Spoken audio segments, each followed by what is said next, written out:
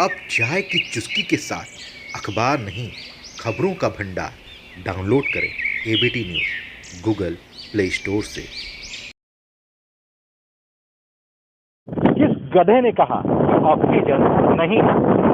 ये बात मैं नहीं, गाजीपुर के जिला अधिकारी ने बोली है। पिछले दिनों मैंने अपने कार्यक्रम के माध्यम से बताया था कि किस तरह से मैंने खुद जिला अधिकारी और सीएमओ को फोन लगाया, लेकिन फोन नहीं उठा। मैं काफी परेशान था और मेरे साथ मेरे जानने वाले कई ऐसे लोग हैं जो परेशान थे। मैं जिला अस्पताल भी आया, वहां भी मुझे पता चला कि लोग परेशान हैं ऑक्सीजन को लेकर। मेरे उस खबर के बाद एक खबर आई जिसमें बताया गया कि जिला अधिकारी ने एक मरीज की मदद की और उसे ऑक्सीजन मुहैया करवाया। उस खबर में जिला अधिकारी के वार्तालाप का ऑडियो था। उस ऑडियो में जिला अधिकारी कहते हुए नजर आ रहे हैं कि किस गधे ने कहा कि ऑक्सीजन नहीं है। जी हाँ, यदि आप उस ऑडियो को ध्यान से सुनेंगे तो उसमें जिला अधिकारी उस व्यक्ति से कह रहे हैं जो फोन पे उनसे बात कह रहा है कि किस गधे ने कहा ऑक्सीजन नहीं है। वो ऑडियो मैं आपको सुनाऊंगा, लेकिन पहले एक नजर डालिए इस आंकड़े पर जो कल शाम सीएमओ ऑफिस गाजीपुर द्वारा जारी किया गया। 2 मई को शाम 8:25 पर आंकड़ा आता है। आंकड़ा मेरे मोबाइल में है, आप भी अपने स्क्रीन पर देखिए। जनपद में 779 ऑक्सीजन सिलेंडर की आवश्यकता है, जिसकी एवज में 56 ऑक्सीजन सिलेंडर उपलब्ध है। इस डेटा में लिखा है कि सीएमओ ऑफिस में 345 सिलेंडर की आवश्यकता है, जिसमें से 46 उपलब्ध है। जिला चिकित्सालय बुरुक में 240 सिलेंडर की आवश्यकता है, जिसमें से 5 उपलब्ध है। तो वहीं सम्य गौसिया आयुर्वेदिक मेडिकल कॉलेज सहेड़ी में 139 सिलेंडर की आवश्यकता है, जिसमें से 10 उपलब्ध है। Singh life care hospital Jamania मोड़ गाजीपुर में 45 सिलेंडर की आवश्यकता है और एक भी सिलेंडर उपलब्ध नहीं है। वैसे ही वर्ल्ड ग्रीन हॉस्पिटल सैदपुर में एक भी सिलेंडर की आवश्यकता नहीं है और वहां एक भी सिलेंडर है भी नहीं। आंकड़ों के अनुसार जनपद में अब तक 5610 कोरोना के पेशेंट मौजूद हैं और करीब 144 लोगों की मौत हो चुकी है। अब थोड़ा एक नजर डालिए सीएम साहब के इस ऑडियो पर। हाँ, नितेश जी बोल रहे हैं? जी प्रणाम सर। नमस्कार नितेश जी। जी सर। क्या समस्या है? कोई अवध नारायण जी हैं, क्या है? कोई प्रॉब्लम है? उनको दिक्कत हो रही थी रेस्पिरेशन सिस्टम में सांस लेने में। हाँ। तो इवनिंग में मैं लेके आया इमरजेंसी में। हाँ। तो डॉक्टर साहब ने देखा, उसके बाद ऑक्सीजन लगा उनको। हाँ। और 15-20 मिनट लगा, फिर उसके बाद वो निकल गया, जबकि हाँ। लेवल उनका अभी भी 89 है। हाँ। तो ये लोग बता रहे हैं कि अभी सिलेंडर है नहीं, दिक्कत है। बिल्कुल है यार, गैस की कोई कमी नहीं। कौन डॉक्टर है वहाँ इस समय? नॉन कोविड में, कोविड वार्ड में है? नहीं सर, इमरजेंसी में अभी तो। इमरजेंसी में कोई डॉक्टर होंगे? जी सर। मेरी बात करवाइए जरा उनसे।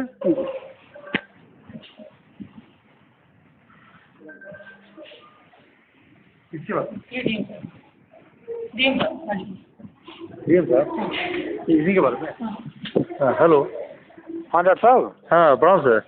नमस्कार। इनके जो पेशेंट हैं जी जी सर। उनको क्या ऑक्सीजन की रिक्वायरमेंट है? सर इनका ऑक्सीजन सैचुरेशन 90 है सर, बहुत कम तो नहीं है। नहीं, अब मुझे नहीं पता, आपको तय करना है कि ऑक्सीजन लगना है, सपोर्ट देना है, नहीं देना है। थोड़ा सा लग जाता तो बेहतर होता सर। नहीं, थोड़ा सा नहीं, पूरा लगेगा। आपकी क्या राय है? आपको ऑक्सीजन सिलेंडर चाहिए नहीं चाहिए? चाहिए सर, चाहिए सर। चाहिए तो आपने डिमांड की एसएमएस से? हाँ सर, अभी बता रहे हैं कि ऑक्सीजन नहीं है सर हमारे यहाँ। किसने बताया? किस गधे ने बताया आपको? किस गधे ने बताया? सर हम इमरजेंसी से बोल रहे हैं सर। भाई इमरजेंसी से आप बोल रहे हैं तो आपको किस गधे ने बताया सिलेंडर नहीं है? सर प्लीज, अभी नाइट ड्यूटी चेंज मैं बता देता हूँ सर। सॉरी जी, डीएम साहब को बोल रहे हैं ऑक्सीजन है, ऑक्सीजन है। हाँ सॉरी सर, है सर, आ गया है सर। तो भाई ये ऐसे रूमर क्रिएट होता है ना डॉक्टर साहब, जनपद की इज्जत बचाइए ना। नहीं सर, है सर, किसी ने बताया था सर, जो फार्मेसी साहब ने बताया। मेरी बात मानिए, मैं एक सिलेंडर गिन रहा हूँ इस समय। जी जी जी सर, जी सर, जी सर। हर पेशेंट की कॉल को अटेंड कर रहा हूँ। ऐसा नहीं होता यार, आप लोग डॉक्टर हैं भाई, आप लोगों को तो मतलब सम्मान के लिए कुछ भी करना चाहिए, ऐसा नहीं होना चाहिए ना।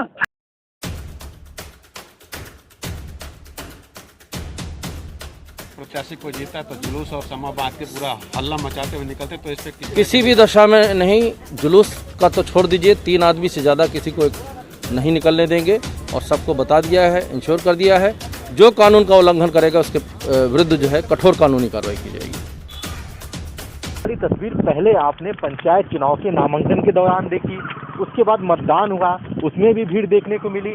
और ये तस्वीरें जो मैं आपको दिखा रहा हूँ, ये मतगणना की तस्वीर है। जरा देखिए इन तस्वीरों को। एक तरफ कोरोना महामारी का हाहाकार मचा हुआ है, लगातार लोगों की मौत हो रही है, हॉस्पिटल में जगह नहीं है, ऑक्सीजन में भी परेशानी हो रही है। वहीं इस तरह से भीड़ जुटाकर इस तरह से कोरोना संक्रमण को फैलाना क्या जायज़ है? मुझे नहीं पता कि हुआ है या नहीं हुआ है, लेकिन मुझे लगता है कि मेरे देश में कोरोना फैला नहीं, फैलाया गया है। मेरे खबरों का मतलब प्रशासनिक अधिकारियों की आलोचना करना नहीं है, लेकिन जरा सोचिए वो अधिकारी करे भी तो क्या करे। महामारी है, इतनी भीड़ है, व्यवस्थाएं चौपट है, सिस्टम चौपट है, तो अधिकारी क्या जवाब देंगे? जाहिर सी बात है उनके ऊपर सरकार का दबाव तो होगा ही। एक तरफ आंकड़े बता रहे हैं कि ऑक्सीजन सिलेंडर उपलब्ध नहीं है, वहीं बयान आ रहा है कि ऑक्सीजन की कोई कमी नहीं है। भले ही जिलाधिकारियों ने कई लोगों का फोन ना उठाया हो, लेकिन जिलाधिकारी की तरफ से इन मरीजों का मदद करना काबिले तारीफ है। वो आगे भी ऐसे मरीजों की मदद करते रहें। उनके इस कार्य के लिए एबीटी न्यूज़ उन्हें सैल्यूट करता है। यदि मैं 5 साल पहले की बात करूं तो जो गाजीपुर के निवासी हैं वो बखूबी जानते होंगे कि गाजीपुर में स्वास्थ्य सुविधाएं कैसी थीं। 5 साल पहले गाजीपुर में केवल एक अस्पताल सदर क्षेत्र में हुआ करता था, बड़ा अस्पताल, जिला अस्पताल, जो गाजीपुर के सिटी इंटर कॉलेज के सामने था, जो अब महिला जिला अस्पताल कहा जाता है, जहां एक नई बिल्डिंग बन गई है 100 बेड वाली। वहां प्रस्तावित है 300 बेड का अस्पताल भी, लेकिन अभी बना नहीं है। अभी पुराने अस्पताल को तोड़ा गया है, जमीन समतल है। नई बिल्डिंग तैयार है। नई बिल्डिंग में महिलाओं का इलाज होता है, प्रसव होता है। दूसरा अस्पताल आप मेरे पीछे देख रहे हैं। जरा सोचिए यदि 5 साल पहले ये कोरोना महामारी आती तो इस जनपद का क्या हाल होता। यहाँ अस्पताल के नाम पर कुछ नहीं था। ये नया अस्पताल बना, जिसकी वजह से कुछ तो सुविधाएं मिली। मरीज आते हैं, कम से कम कुछ मरीज एडमिट तो हो जाते हैं। सबकी जान तो नहीं बचाई जा सकती, लेकिन कुछ मरीजों की जान तो बचाई जा सकती है, उनको इलाज तो दिया जा सकता है। ये होती है अस्पताल की अहमियत। कुछ लोग कहते हैं कि अस्पतालों की कमी नहीं है, यह महामारी है। तो जरा आंकड़े उन देशों पर भी डालिए जिन देशों ने अस्पतालों के ऊपर काम किया है। क्या जनपद में अस्पताल के ऊपर काम नहीं हो सकता था? क्या प्रदेश में अस्पतालों के ऊपर काम नहीं हो सकता था? 2017 के पहले ये अस्पताल बनकर तैयार हो गया था।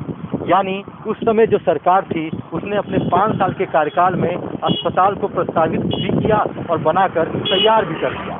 लेकिन पिछली सरकार में अस्पताल प्रस्तावित तो हुए, लेकिन बनकर कुछ भी नहीं तैयार हुआ। यहाँ तक कि जो ये अस्पताल बने हैं, इसमें जितनी सुविधाएं दी गई हैं, वहाँ पर उन सुविधाओं को मेंटेन भी नहीं रखा गया।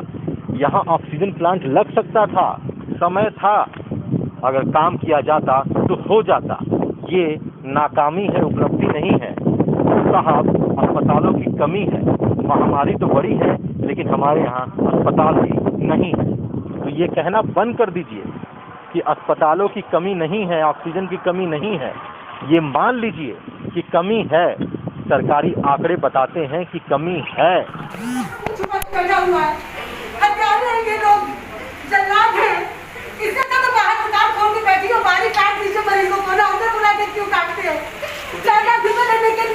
फुटेज के लिए आपको बुलाया गया है आज यहाँ पे? जी हाँ, मुझे इसीलिए बुलाया गया था कि आपको फुटेज दिखाएंगे, आपको रिपोर्ट देंगे। आप आइए कल। तो क्या अब आपको फुटेज मिली? कुछ नहीं मिला। डॉक्टर सारे लोग मुँह छुपा के बैठे हुए हैं, कोई है नहीं यहाँ पे। कौन नहीं यहाँ का अटेंडेंट? 1 घंटा हो गया दीदी, 1 घंटे से हम यहाँ पे खड़े हैं।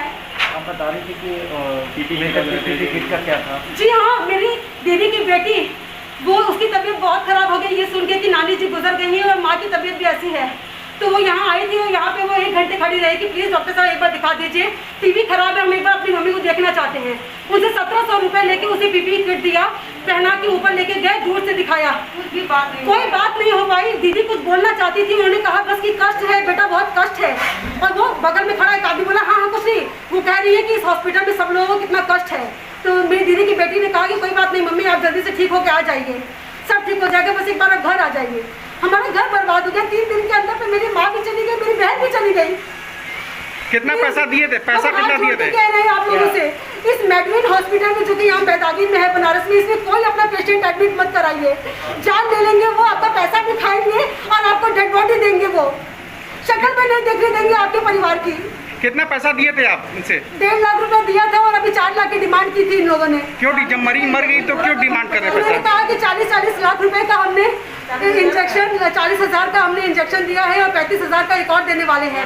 सबसे महंगे वेंटिलेटर पे उनको रखा है और सबसे महंगा वाला बाईपैप हम उन्हें दे रहे हैं। इस वजह से आपको 4 लाख रुपए और देने। यहाँ पे आके चेस्ट फिजिशियन ने ये बात कही थी कि आपको ये सब देना पड़ेगा। जो 40,000 का इंजेक्शन बता वो मार्केट में 700 के मिल रहा है, 40,000 क्यों दिया? उस इंजेक्शन का नाम नहीं पता है। उन्होंने बस कहा था कि जीवन रक्षक वो इंजेक्शन है और वो हमने लगा दिया है। डॉक्टर ने कहा कि हम लगा देंगे। उनकी वाइफ ने कहा कि नहीं, लगा दिया है, हम पूछेंगे नहीं, हम पेशेंट को बचाएंगे, हमने लगा दिया। और अभी 35,000 का एक और इंजेक्शन लगाने जा रहे हैं। इतने सब के बाद मेरी दीदी कहाँ, क्यों मर गई, कहाँ गई, क्या हुआ उसके साथ 6 दिन, क्या खाया उसने, क्या पिया, कौन सी दवाई, टेस्ट, प्लीज हम हाथ जोड़े। मेरे पिताजी इस स्थिति में नहीं है कि इस समय वो यहाँ आके मीडिया से बात कर सके। मेरी दीदी के बारे में हमें बता दीजिए कि 6 दिन उनके साथ क्या हुआ, कैसे तड़प तड़प के मेरी दीदी ने यहाँ जान दी है। इंजेक्शन क्या कोई बिल वगैरह दिए थे? मेरी दीदी के लिए, इंसाफ के लिए आपने मेरा साथ दीजिए। एक सवाल है, प्रधानमंत्री जी के प्रस्तावक हैं आपके पिताजी, क्या कहना चाहेंगे प्रधानमंत्री जी? प्रधानमंत्री जी, आप पिताजी के पैर छूते हैं। मेरे पिताजी आपको बहुत प्यार करते हैं, बहुत आशीर्वाद देते हैं। और फिर रिक्वेस्ट है, मेरी दीदी को इंसाफ दिलाइए। हमें बताइए कि उस 6 दिन में मेरी दीदी के साथ क्या हुआ था, उनको क्या ट्रीटमेंट मिली, क्या हुआ कि मेरी दीदी की डेथ हो गई। मेरे पिताजी इस स्थिति में नहीं है कि वो यहाँ पे आके ये झगड़ा कर सके। 2 बेटियाँ उनकी यहाँ पे आई हुई हैं, हमारे घर में बेटे भी हमारी दिल्ली में रहते हैं। भैया, हम आपसे रिक्वेस्ट करते हैं मोदी जी, हमें आप पे पूरा भरोसा है। मेरी दीदी के साथ क्या हुआ एक बार हमें बता दीजिए, किस परिस्थिति में उनकी जान गई है। इतने लोग शिकायत कर चुके, अभी तक कोई कार्रवाई नहीं हुई। बहुत शिकायत चल चुका है इस हॉस्पिटल का। एबीटी न्यूज़ ना झूठी बातें बताता है, ना झूठ पर भरोसा करता है। हम वही दिखाते हैं जो आपके काम आए, जिससे आम जनमानस जागरूक बन सके और सही रास्ता देख सके, अपनी सुविधाओं का इस्तेमाल कर सके। अधिकारियों की बातों की पारदर्शिता या सरकार की बातों की पारदर्शिता एक मरीज को सही रास्ता दिखा सकती है। वो निर्णय ले सकता है कि उसे क्या करना है, यदि उसे सही आंकड़ा पता हो। आप कहते रहिए कि ऑक्सीजन उपलब्ध है और मरीज जब यहाँ पहुँचे तो उसे ऑक्सीजन ना मिले और रेफ़र कर दिया जाए, या थोड़ा सा ऑक्सीजन देकर रेफ़र कर दिया जाए, उसका पूरा इलाज ना किया जाए। ऐसे में उस मरीज के ऊपर बहुत सारे कष्ट आ जाते हैं। कभी कभी तो वो मरीज अपने जान से हाथ धो बैठता है। तो ज़रा ध्यान दीजिए, अपनी बातों में पारदर्शिता रखिए। ट्रांसपेरेंसी बहुत ज़रूरी है। ट्रांसपेरेंसी रहेगी तो लोगों को, आम जनमानस को सही रास्ता नज़र आएगा। नहीं तो आपके ऊपर उंगली उठती रहेगी। दोष आपका नहीं है, दोष इस सिस्टम में है जो सरकारों ने कभी सुधारा नहीं। देखते रहिए ABT news. Camera person Saud Ansari के साथ मैं हूं अभिनेंद्र।